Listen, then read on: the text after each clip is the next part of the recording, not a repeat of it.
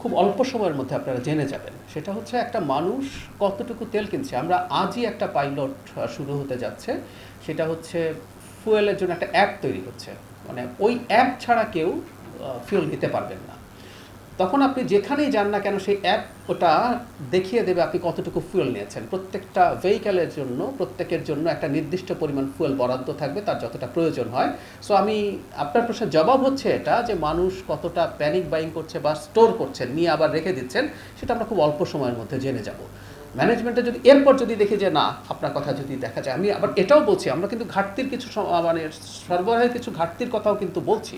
আচ্ছা, ঘাটতি যতটুকু দেখাচ্ছে, আমি একদম নিউট্রালি যদি বলি, ঘাটতি যদি 7,000 লিটার দেখা যায় পেট্রোলের ক্ষেত্রে, সেটা রেদার আরও বেশি হতে পারে, কারণ অর্থনৈতিক কর্মকাণ্ড এখন বাড়ছে, একটা গণতান্ত্রিক সরকারের সময় বাড়ছে। সুতরাং আসলে সাপ্লাই আগের বছরের চাইতে হয়তো বেশি হওয়ার কথা ছিল।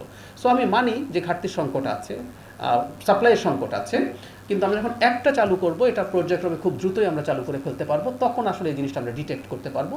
এবং আমরা বিশ্বাস করি একটা বড় কারণ এটাকে আমরা একমাত্র কারণ বলছি না।